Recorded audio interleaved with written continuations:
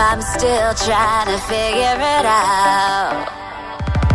Big dreams run wild in this small town, girl. Hello, everybody. Welcome to a very special 4th of July podcast, or 5th of July podcast. Right? Cinco de Julio. Cinco de Julio podcast. Adam and Vanessa Lambert here, Beethewellness podcast, episode number 19. Mm-hmm. Cruising. Yeah. Hope you guys had a great 4th of July. We had an amazing time and performed at a private party here in Los Angeles and had a wonderful time with some amazing people. So it was a great day for all of us, and hope you guys got to celebrate the love of our beautiful America. Yeah. And for those of you across the pond, sorry about your luck. Yes. Yeah. Yes. I hope you celebrated something else that was equally as awesome and reminded you how lucky you are to be alive and enjoying life. Be rid of these colonies. Damn Americans. Yes, I guess it's true. We do have a lot of listeners from all over the world. So 4th of July doesn't mean as much to all of you, but hopefully you had a great weekend. Yeah, we had a great time. Yeah. What else is going on? Well, we're just in Los Angeles this weekend, finally back home for a minute and before we all head 20 different directions. So Adam and I are kind of ramping back up to get back into full swing of his work and our work and my work. So all those things. All the things, yeah. So a couple of things we want to talk about today. One, we're going to go a little bit into the precision paleo stuff and kind of more about like who it's for and some of the, I don't know, nuance of it all, you know, more specifically than like how to do it for each individual person. And we'll talk about that. And, but I also want to talk a little bit about the workouts. There's been, I made a change just to kind of help people out a little bit in the scaling. And you guys may notice that on the body weight stuff, it now says, you know, if you're a beginner, do 2 out of the 4 sets. And part of what we're seeing is that we're doing a lot more volume in the conditioning now, right? So if you're doing the body weight squats, we'll just throw squats out there for an example. If you're doing the body weight squats and then you do the full meal deal workouts, you can be doing a tremendous amount of squatting, which for some people, so say you normally do a weighted option, but you're traveling and you're in a hotel room, so you want to do body weight, it's fine. That volume's not a big deal. Right. But if you're a beginner or just sort of, you know, warming up to this level of intensity of training, it can be pretty significant. So I wanted to throw that sort of 50% caveat out there. It's like, hey, for the strength component, if you're new to this, go for 2 sets of 15, hit Absolutely. that 60. And I'd rather you do the 2 sets of 15 to get the stimulus as opposed to 4 sets of 7. Yes. Being that it's body weight, you kind of need that little bit of volume to just get what we've got going on. Right. And this is another sort of incentivization for you folks to add a little weight when you can, because is that a word? Incentive? No, it's just an incentive. I think I made that word up. You did. It's okay though. It works though, right? Yeah. Okay. Yeah. Well, anyhow, it will incentivize you guys to think about adding weight, even if it's just 5 or 10 pounds, because the volume does get significantly decreased and it helps you guys to still get the stimulus, which is what we're looking for. And you're probably sick of hearing that word stimulus, but it's kind of really what we're looking to create in each of these paradigms. So, you know, if you think, well, because I know a lot of times people just think, especially coming from the Primal Blueprint and the 21 day and doing that kind of body weight focused work, that you have sort of a predisposition to think, well, I just do body weight stuff. That's just my deal. And I don't really plan to change that because I think body weight stuff is just fine for me long term. Well, you know, we talked a little bit about this on the last podcast. It may or may not create the stimulus you're looking for long term. So start thinking about adding a little bit of weight. And, you know, it can literally be 5 pounds. Yeah, it doesn't take much. It doesn't take much, especially if you haven't been using weights. It just takes that little extra of load-bearing work to start to create that stimulus we're looking for. And then you can get out of doing 120 squats or 150 squats or whatever it is. And oftentimes you'll feel, you know, you'll feel sore and you'll feel everything, but you won't have that same sense of like you overdid it, like you do sometimes when you have that many squats in one workout. Yeah, the total volume. Yes. Yep. So just have that up. And I mean, and people are doing a really good job of modifying, and they're looking at something and going, you know what, this isn't going to be the best thing for me. So everybody's doing a good job of it, but just don't be afraid to ask, throw the question out there like, hey, in this circumstance, should I be doing this or should I do something else? Because there's, we try to account for a lot of bases, but there's always going to be something that, we can answer a very quick question that will set you up, Right. And also don't forget to give yourself the points. So if you are deciding ahead of time, hey, I'm only going to do 2 rounds of this and that's going to be my work, please give yourself the full points for that, because that is your workload. Yeah, and because we're tracking compliance. Yes, exactly. With compliance with the program is what the points are there for. And so yeah, and I know a lot of folks have said before, like, well, I feel guilty giving myself the points if I didn't. But it's not about whether or not you did exactly what it says. It's, did you do what you needed to do for you to complete your workout? And all we want to see is progress over long term. So obviously, if you don't do the workout and you just kind of don't do it for the day, then don't give yourself the points. But if you do your version of the workout, then that's great. Yeah. Show. So that should cover that. That's number 1. Yeah. That's number 1. Yes. Just ask, just ask the questions. Absolutely. And then the next thing we wanted to do is talk a little bit more about the precision paleo stuff, because I think there's been a lot of chatter about it in the feed. And, we're officially into the first month of summer. So a lot of folks start focusing a little bit more on fat loss and trying to get a little bit more specific about their diet. And I don't know what it is, but summer seems to have like this sense of urgency to want to lose more fat quickly. Yeah. Right? Yeah. Yeah, everyone's kind of like, and it should have been last month. Yes. But it's not until it's actually warm, you're actually going to the beach, that you're like, wait, man. swimsuit? Yeah. Oh, man. Yeah, totally. But, so first of all, we want to talk about what precision paleo can mean, because it can mean a few different things.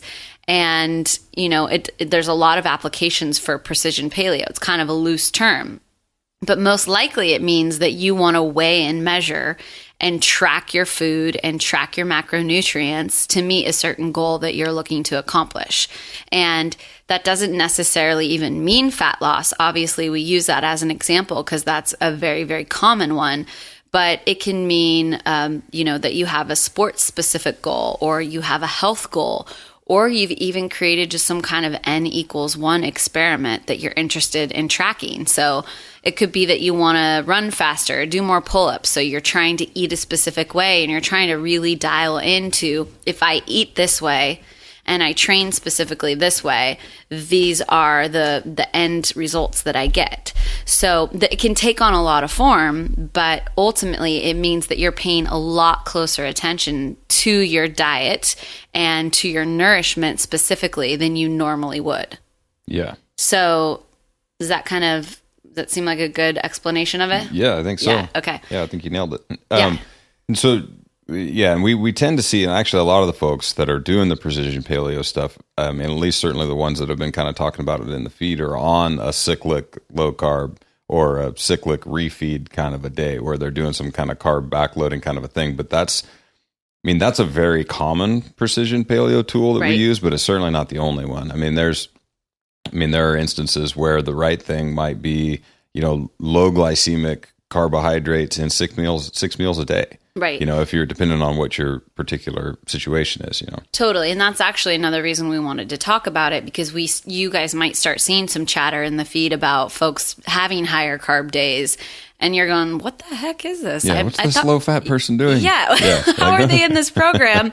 And it sounds like the coaches are on board with what they're doing. Right. So we wanted to kind of nip that in the bud right away, because we know that, first of all, a lot of you are very seasoned at this, and that there's a lot of ways of approaching, your diet based on different goals. But some people are newer, and they're maybe just getting the hang of paleo and what this all means. And then they're like, wait, why is this person trying to eat low fat, high carb? Yeah. This is very confusing. So anyhow, we just wanted to take a little bit of time today and just kind of walk you guys through that. And we may give folks higher carb and lower fat days, but and we may have these people share in the feed their experience. We may be communicating with them, but don't get confused. Like, these are people who have done personal one-on-one consults with us. They've told us their specific priorities. We've gone through a detailed set of questions with them to understand all their specifics, and we've helped line them out on something very detailed for them. So obviously, we still want them to be participating in the feed and asking questions, because we think everyone can gain from the questions that are asked. But just don't get worried if you see some terminology out there where you're like, what is going on? Yeah. Just know that there's context for it beyond what is in the guides. Right. And stuff like that. Right. Totally. So, with that said, I guess we can talk about a few reasons you would start to look down the precision paleo path. Because some of you folks out there might even be thinking, what is this precision paleo thing? Obviously, we get that question all the time in the feed. What is precision paleo? And you may wonder, is this something I should be doing? Or, I thought the whole goal of going paleo is you don't have to track. You don't have to really worry about counting calories.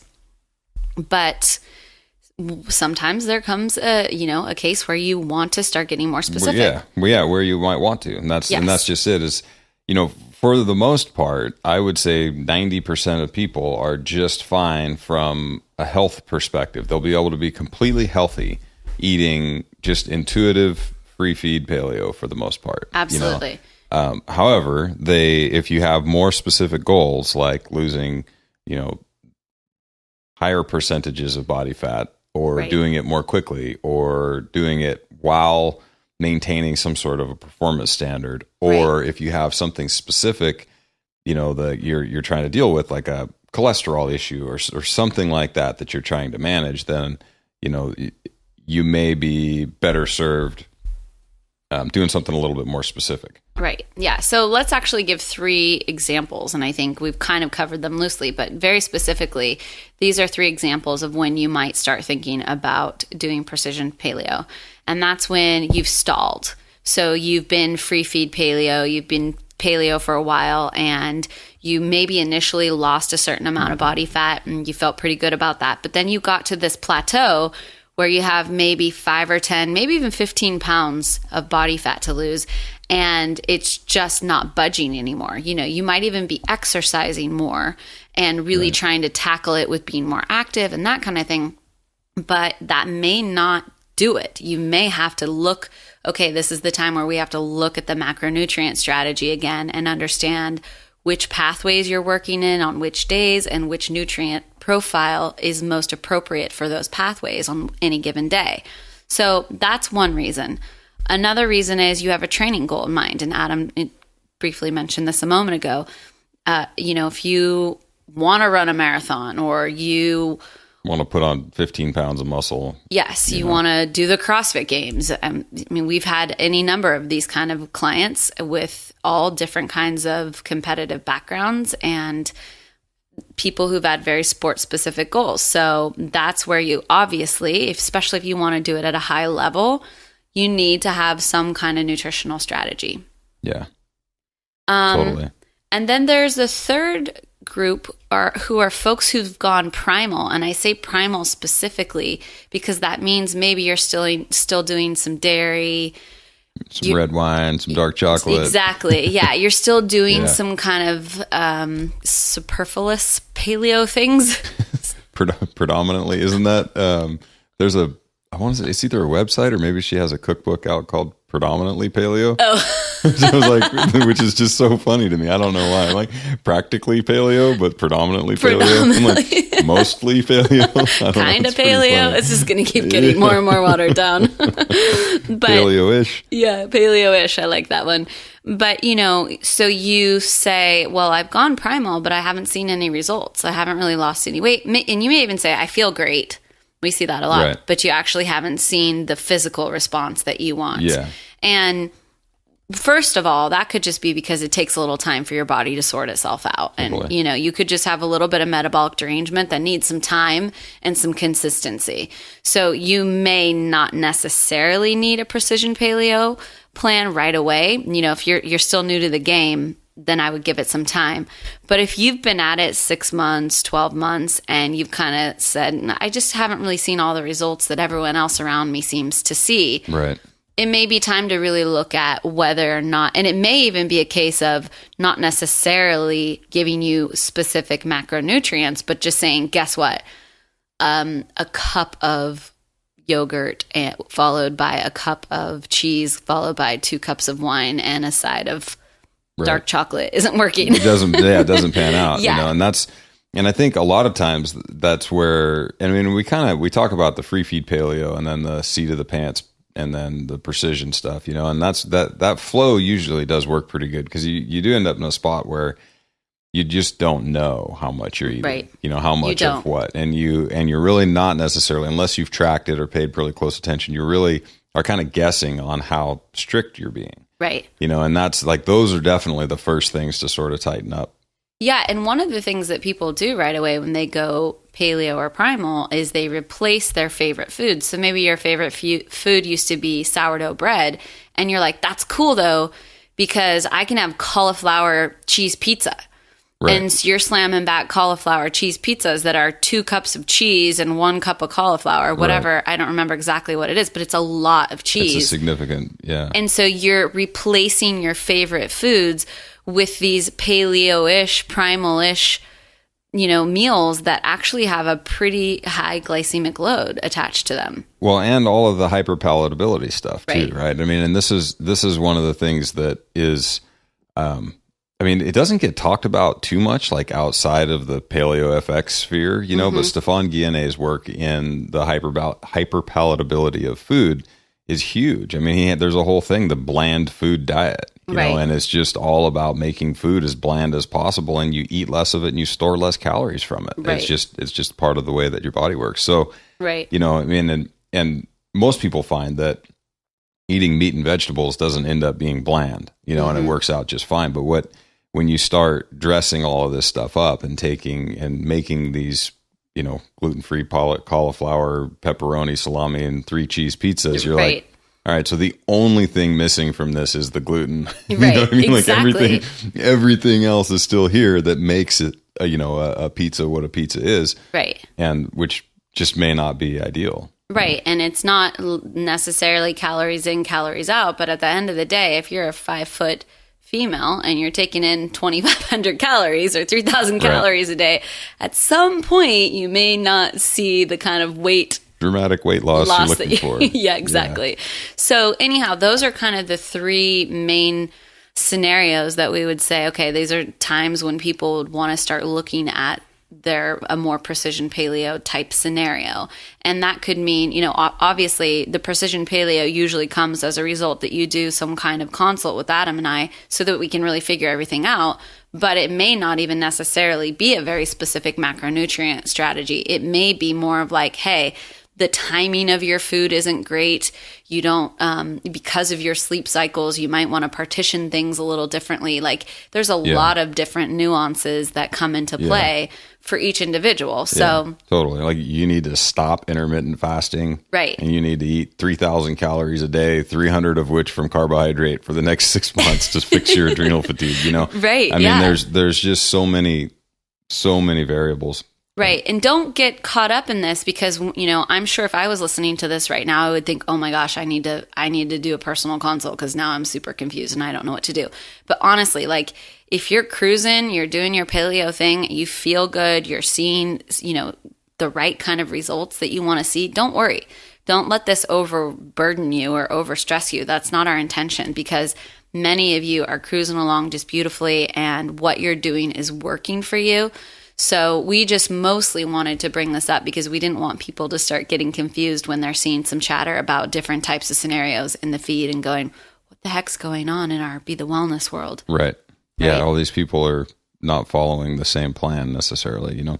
Right. Which is, I mean, inevitably that's how it ends up. You know, I mean, you end up with people, you know, this big funnel of eating clean food and then, you know, or less processed food, and then that funnel whittles its way down to primal, which whittles its way down to paleo, which whittles its way down to, you know, seat of the pants paleo, which, you know, eventually drops into precision paleo, and then at some point, you come into a point where you're like precision when I want to be. Yes. And that's, which is where Vanessa and I Yes. land. I mean, and most of us actually that have all kind of been doing this thing for a while wind up in this spot where it's a tool. Exactly. Like we eat, our baseline is still better than 98% of the population. And then when we need to ramp it up for one thing or the other, when Vanessa has a photo shoot. Yeah. I just had a photo shoot this last week, and I was like, employ the tricks. Yeah, exactly. Wait, I got to do all the things. But, that's the nice thing, is that if you learn about how to do it, you can do it when you want to.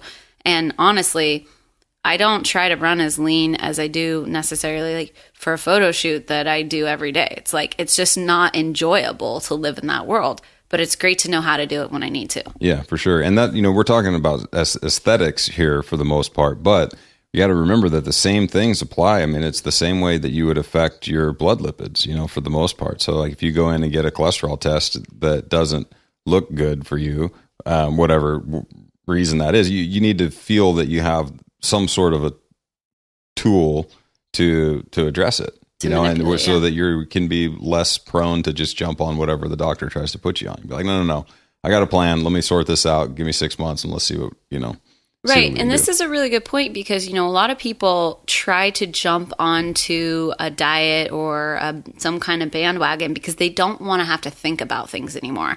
They want to learn something that works, and then they want to just kind of rest on their laurels and say, okay, I figured this thing out. I'm done. But the bottom line is you're always going to have to keep reassessing, readdressing, reconfiguring. There's going to be things that we know 2 years from now that will completely change the way that we're doing things. We may come out in 2 years from now and be like, it turns out sleep isn't all that. Yeah, sleep's not that big a deal. Well, it's funny, not to derail the whole thing, and we'll talk about it more when we finally launch into the stress thing, but there's some recent understandings about stress and the perception of stress that are pretty interesting. Sure. That's basically the too long didn't read version is stress is only a problem if you perceive it as a problem. Right. Which is like some people are basically saying, well, no kidding. If you didn't think it was stressful, it wouldn't be stressful. But that's sort of a profound thing. Like when you really break it down and start looking at it, you're like, oh, that's right. So what's, saber-toothed tiger gives me a stress response. Like, well, not if you don't know it's there. Yeah. You know what I mean? Mm-hmm. So if you're walking through the jungle and there's a saber-toothed tiger and you don't know it's there, you're just fat, dumb, and happy. Yeah. But when you notice it, now you get the stress response, right? Absolutely. And I mean, that's like the most simple explanation of the whole thing. But anyway. Yeah. Tangent. Well, no, I mean, it's true, because this is always this is why the meditation and the mindfulness the mindfulness stuff is so important to me, because I truly believe that at the end of this whole road, we're going to figure out it's truly what we think about what we're doing.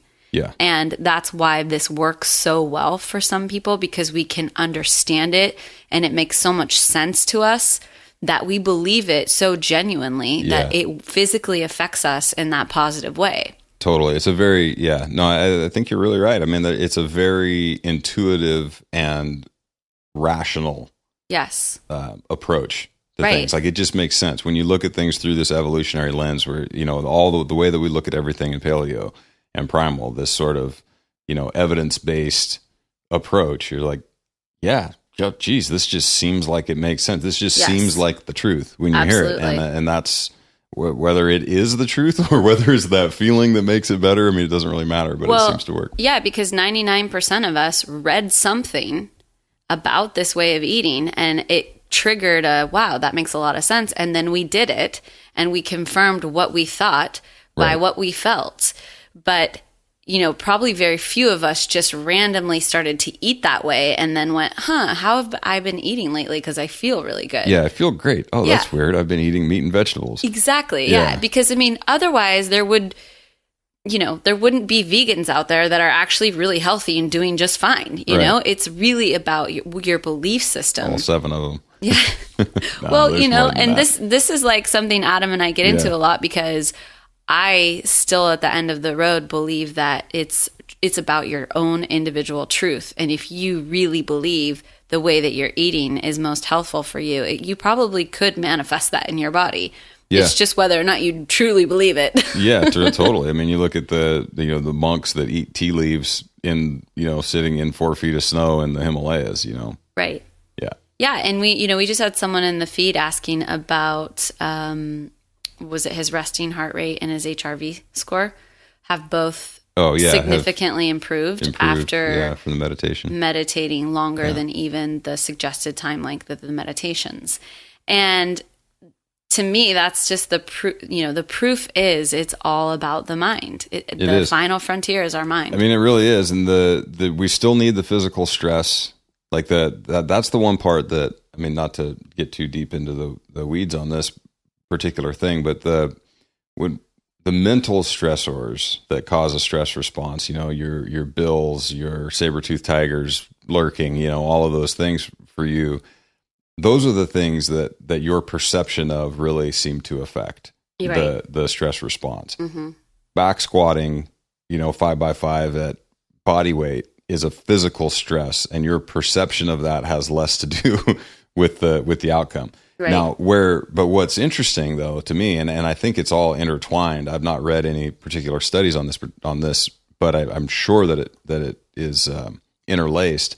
Is the visualization of being strong when you're doing those lifts, right? So when you go into the gym, you're like, today I'm the guy that's going to hit 5x5 at body weight or whatever your particular goal is.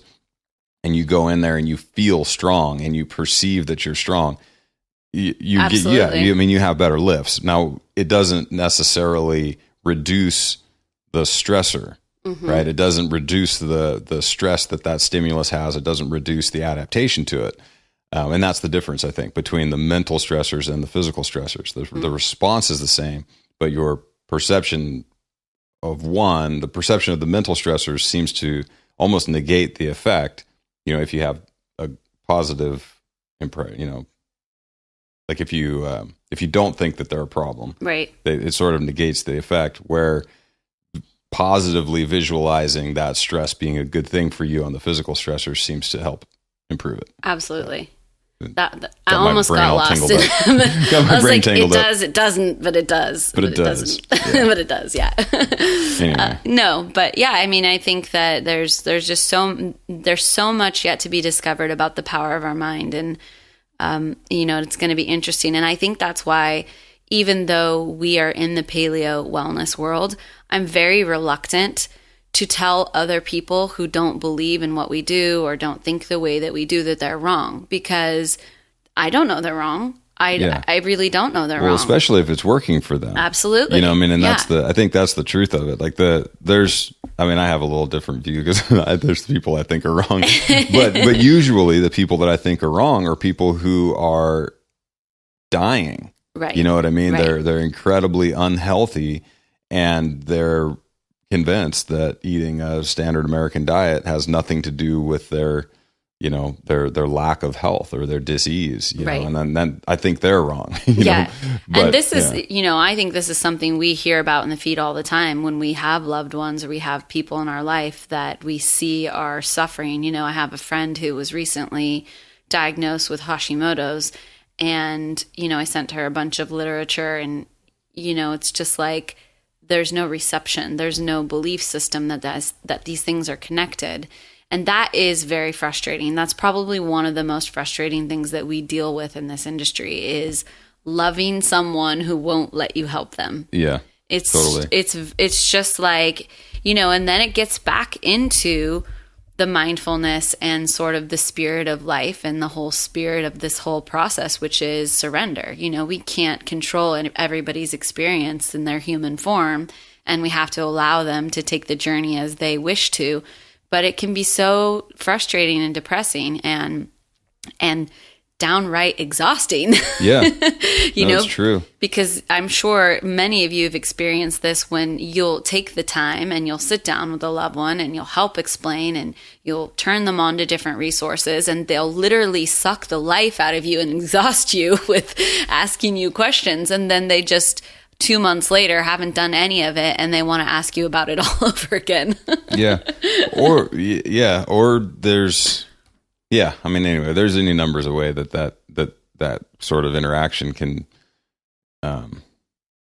wear you down, but it really does, it really does make a big difference though, as you start to change your health, and it's an interesting thing, I think, for people to go through is as you start to change your health and improve your, certainly the way that you feel about yourself and how your overall health picture looks, it creates a distance between you and people who aren't doing that. Absolutely. And that can be a really weird thing, especially you can have very close friends who all of a sudden are, less interested in being friends with you or treat you in a different way because or almost mad at you. Or exactly. Almost like, what makes you want to make these changes, right. Because you don't want to be this person anymore.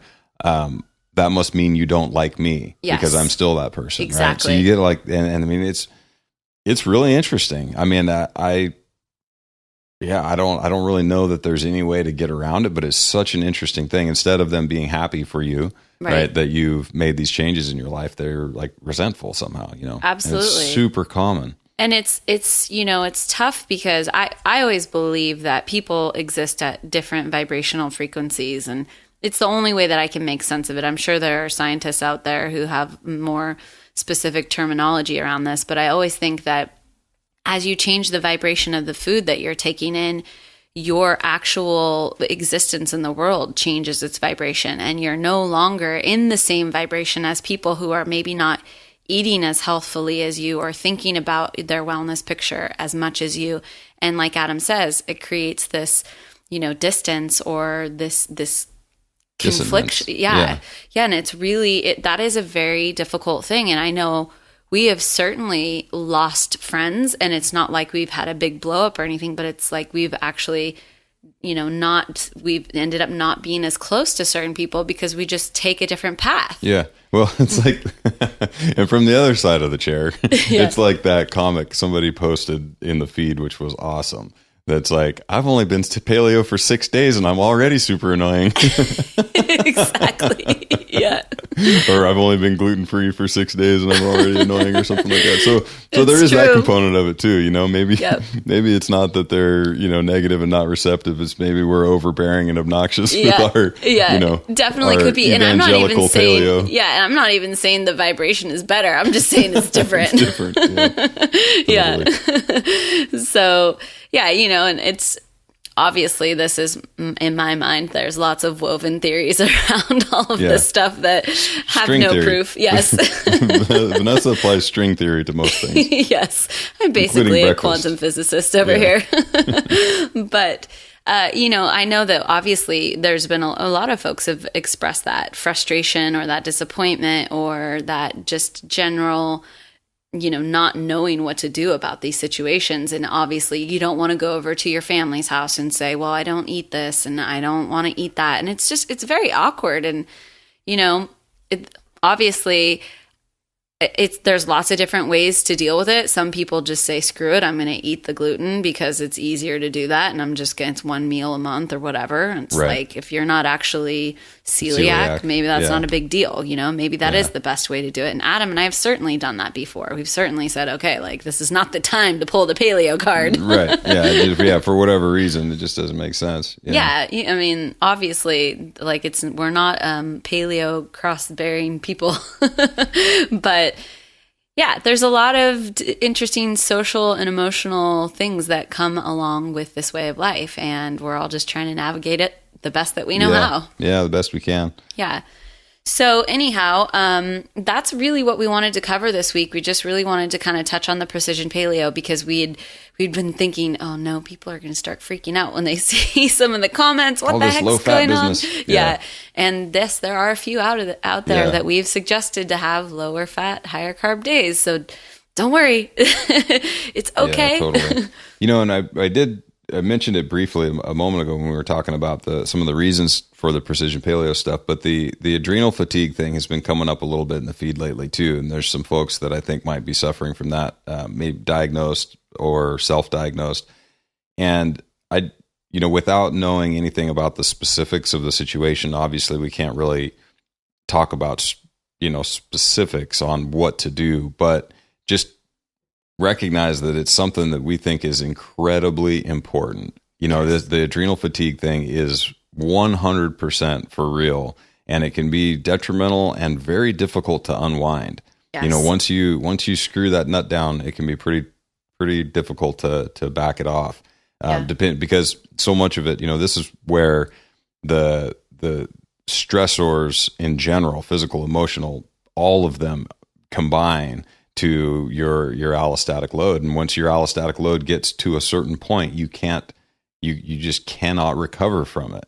You know, so you could stop working out, you know, and you could stop doing this and that, but then all the rest of your life stressors still may be too much for you to recover from the adrenal fatigue. So it's very important to recognize when you're getting, you know, if you feel like you're getting close to that, do some research on it, figure out, you know, what's out there and what some of the signs and symptoms are, and just kind of see where that whole thing fits, and then keep an eye on it. I mean, it's one of the reasons why I like the HRV so much, the heart rate variability, is because it looks at all of it. It doesn't just look at your mental stress. It doesn't just look at your physical stress. It looks at stress in general. How much time are you spending in the sympathetic nervous drive? You know, how much of your body is being run by stress response? And that's what we're looking for. You know, if you're spending a ton of time in the sympathetic nervous drive, you're on a short road, you know? Yeah, like definitely. eventually it's very difficult to come back from that. And there's a lot of, you have to make, often people have to make really drastic lifestyle changes in order to get themselves out of the hole. Yes. You know? So it's just take it very seriously. And if you're in the program and the workouts are frying you, you know, week on week, and you're finding that it's difficult for you to recover from them, cut them down, hit us up, you know, give us a shout out in the feed. We'll modify them. If you want to, you can just cut the volume in half as a place to start, you know, but take it very seriously. You know, especially if you have a diagnosis, it's no joke. Yeah. And you know, one of the things to look for just as a general sign, especially for women, is if you have, and I know I've talked about this before, if you have really strong sugar cravings, like that's the thing you really, really struggle with, and you are at all costs trying to stay as low as you can possibly stay with carbohydrates all the time, and yet at the end of the day, all you want to do is shove a cupcake in your face. These are real signs. Your body is signaling to you that being that low carb is maybe not necessarily the best case for you. And I talk about this because, you know, when we were training for the CrossFit Games, we were really low carb. This was before we kind of realized that maybe carbs weren't the enemy that we once thought they were. And, you know, Katie DeLuca, who was on your, sorry, Katie Cordoza, she's a Cordoza now.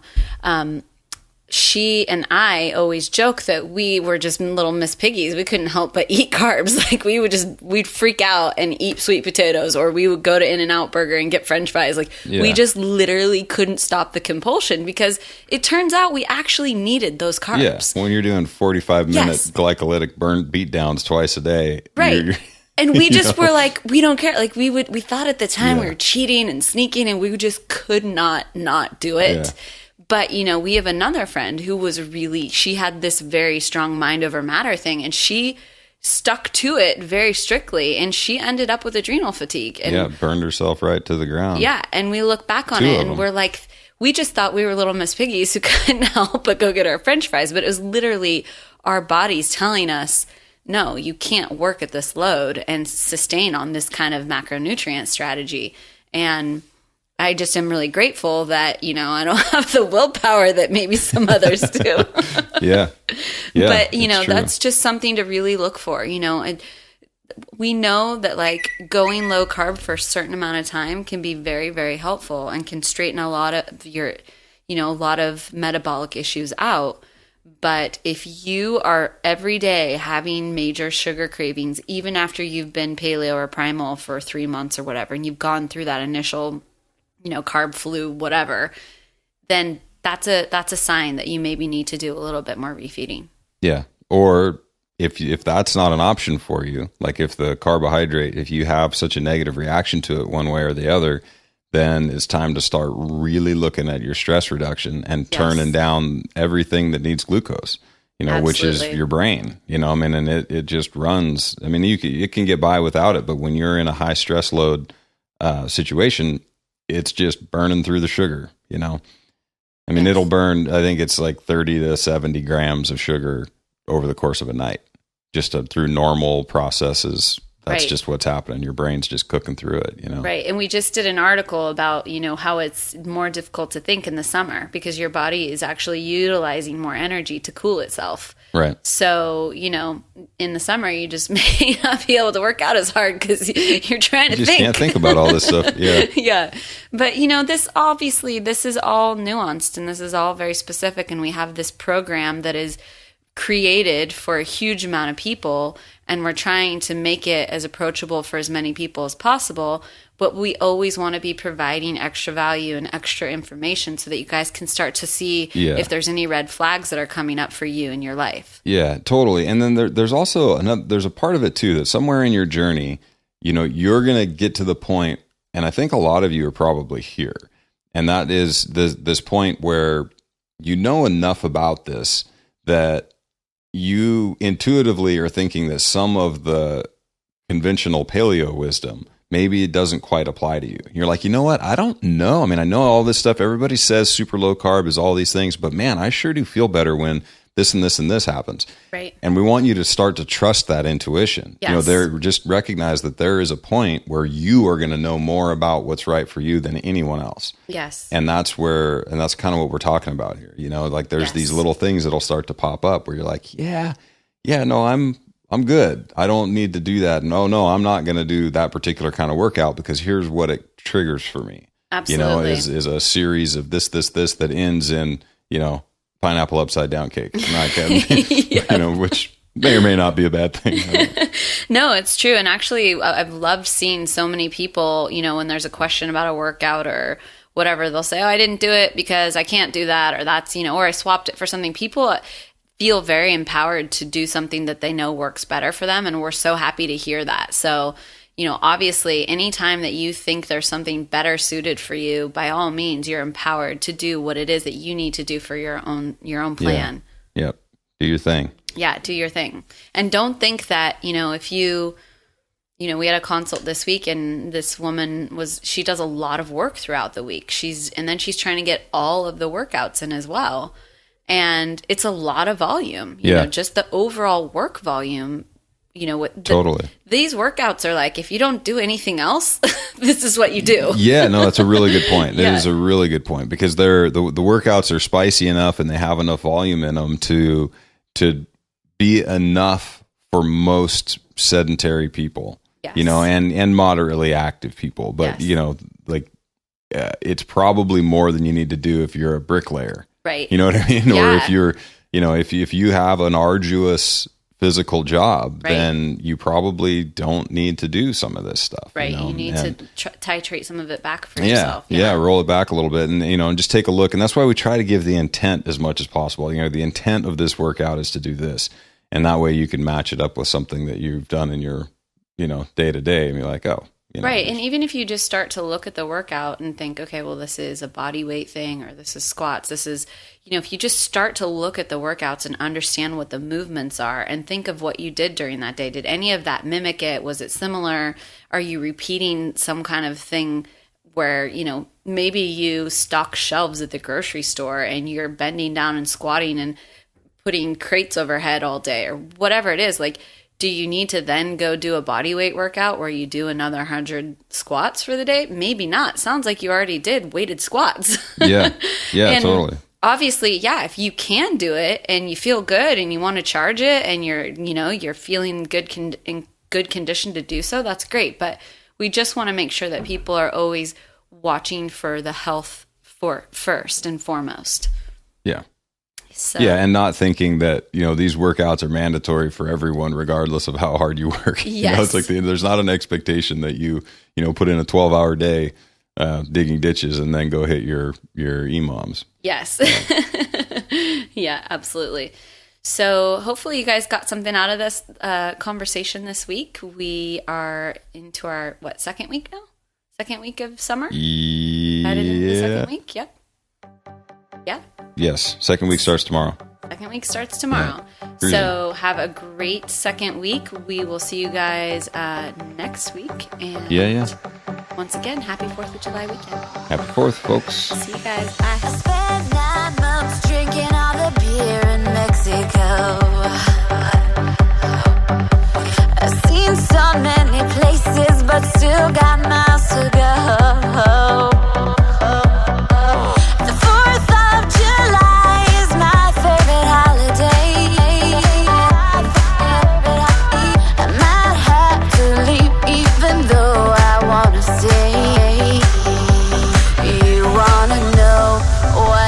about, but I'm still trying to figure it out.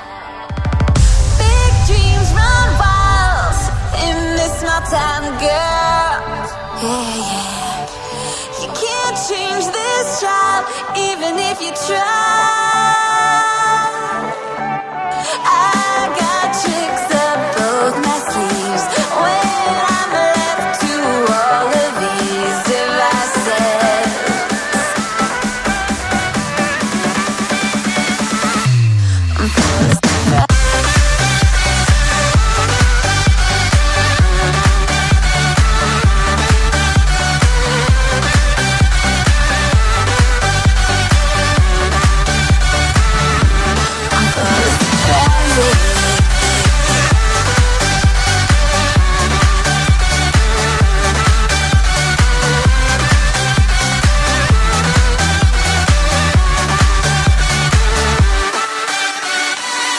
You were expecting me in heels and a pretty dress.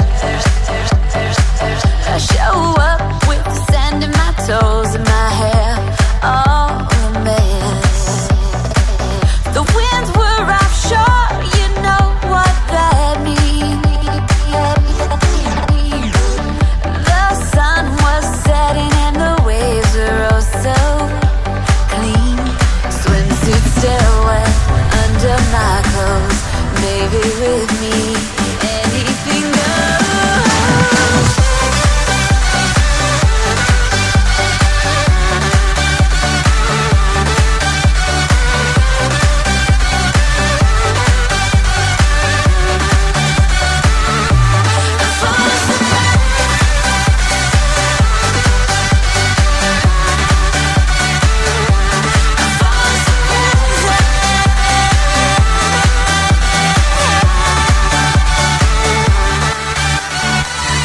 Big dreams run wild in the small town, girl. You can't change this child, even if you try.